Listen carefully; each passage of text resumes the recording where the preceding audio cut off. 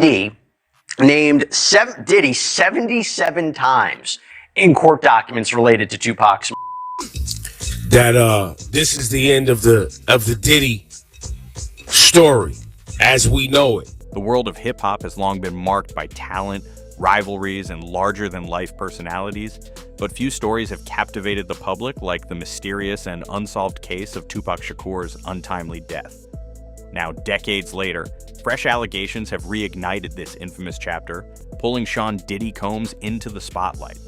According to newly revealed court documents, Diddy's name was shockingly mentioned 47 times in a secret police interview. But P. Diddy has consistently denied any involvement in Tupac's. He stated multiple times that he had no connection to the event. And in an interview with Vanity Fair in 2017, he said, "I never had anything to do with any of the violence that was going on during that time." Imagine the mid-1990s, a time when hip-hop was a battleground, with the East Coast-West Coast rivalry at its peak. Diddy, then known as Puff Daddy, led Bad Boy Records, while Tupac Shakur and Suge Knight dominated Death Row Records. Tensions ran high as egos clashed and diss tracks flew. But could the feud have escalated to the point where one of music's biggest names allegedly offered millions to settle a score? That's the claim being made by Duane Keefe D. Davis, a former street figure and the only living suspect in Tupac's case, reigniting speculation about... To go from, we saw the mansions back in March that were raided by the feds. So to go from living in those mansions to being in a jail cell right now. In a 2009 secretly recorded interview with Las Vegas police, Duane Keefe D. Davis allegedly confessed to involvement in the drive-by that shocked the world. More startlingly, he claimed Diddy put a bounty on Tupac Shakur and Suge Knight.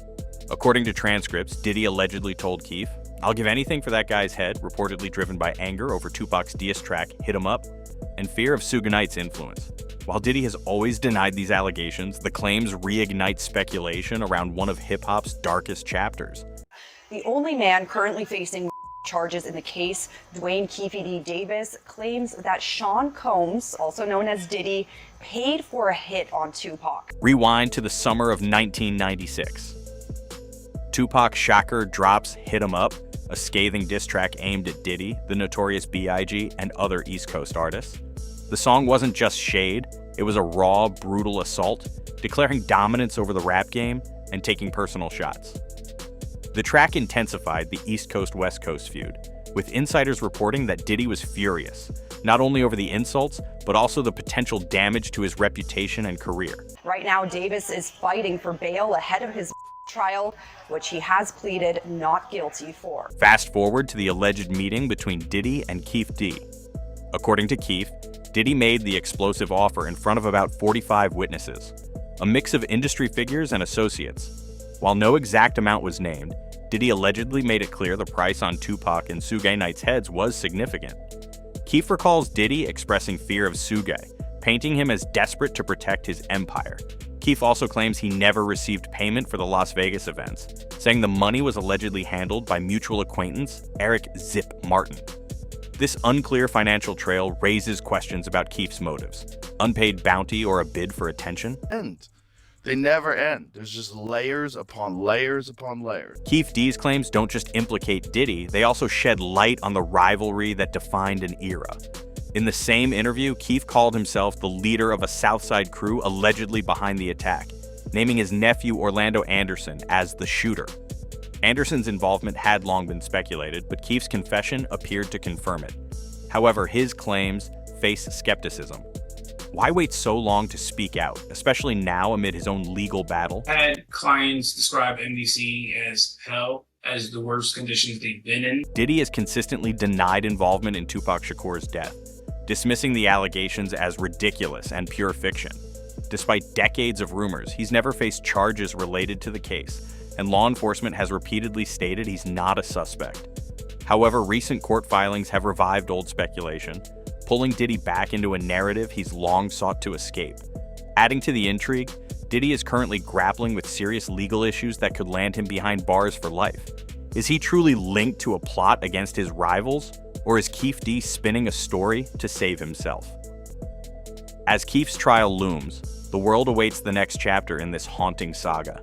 In jail in this facility until the trial begins? Is there a chance he could, get moved earlier than that?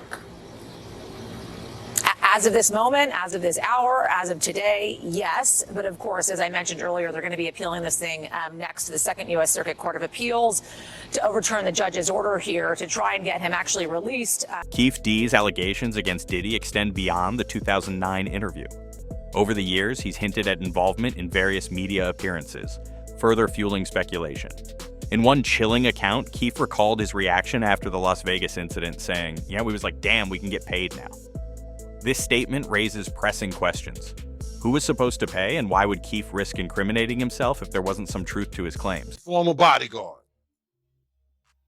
Get in the shootout. Diddy, former bodyguard, threatened a person's life or did this and did that. The timing couldn't be worse for Diddy, already facing legal battles and decades-old allegations. Now, his name is tied to one of music's most infamous cases, raising questions about whether he'll testify in Keefe D's trial. While the claims remain unproven, they highlight the high stakes of the East Coast-West Coast feud that claimed two of hip-hop's brightest stars. Whether this brings closure or deepens the mystery, one question remains. How far does this story go? Come up with some kind of evidence, and they gotta have Keefe D say and point to some kind of evidence, which I don't think he could, that Diddy put out the hit on Tupac. Yeah, they gonna press him. The saga's twists keep coming, and the spotlight on Diddy grows hotter. This isn't just about a feud or bounty whispers. It's a web of connections, power plays, and allegations that could shake hip-hop history. How did Diddy, one of music's most successful moguls, end up tied to the 1990s most infamous incident? Let's dig in. They pressing him so bad, and I don't know how I should say this, that a couple of weeks ago, a week or so ago, they beat him up in jail. The cops. Duane K. D. Davis, a key figure in the ongoing legal drama surrounding the infamous Las Vegas incident, isn't just an outsider stirring the pot. He has long been known to law enforcement, with his connections to the case an open secret. Now, as K faces his own legal troubles, prosecutors are using his own words, from interviews to his tell-all memoir, to paint a picture of someone deeply involved in the events. K's accounts, often colorful, describe the aftermath of that night in chilling detail, revealing a sense of realization about the violence they were part of. However, the most shocking part of his narrative is his repeated implication of Diddy Sean Puffy Combs. Over the years, K has consistently pointed fingers at Diddy, despite the latter's denials. The tension between Diddy and Tupac Shakur, which was already intense, became even more personal by the time Tupac dropped Hit 'Em Up. In that track, Tupac's lyrics targeted Diddy directly with the famous line, "Puffy, I'll make sure all your kids don't grow," signifying just how deep the animosity ran. Case suggests that this direct threat may have played a role in pushing Diddy to make a desperate move. And is on his way to the Cape Verde Islands. At this point in his career, Diddy was the face of Bad Boy Records, a label that skyrocketed with hits from the notorious B.I.G., Faith Evans, and more. He wasn't just a producer, he was a brand, a visionary who turned his passion for music into a multi-million-dollar empire. Reputation was everything to him, so when shockwaves from a diss track began spreading, the stakes couldn't have been higher. Diddy has always been known for fiercely protecting his brand, but would he go as far as orchestrating what Keefe D alleges? That's the question on everyone's mind. Not only should he have apologized to Cassie in that video, he should have apologized to all of the general public that he lied to. Yeah. You sat there. Keith's claims go beyond the alleged meeting where Diddy supposedly made his offer. He describes ties between the Bad Boy camp and the Southside crew, recalling figures close to Diddy allegedly ensuring the problem was handled. Keefe also claims Diddy's fear of Suge Knight influenced his decisions, saying Diddy was too terrified to confront Suge directly and left the task to them. There's also the issue of payment. Keefe alleges he was promised a large sum but never received it, with the funds reportedly funneled through intermediaries, leaving him feeling shortchanged. This raises questions about Keith's motives. Is he setting the record straight or settling an old score? Either way, his allegations have reignited a long dormant debate.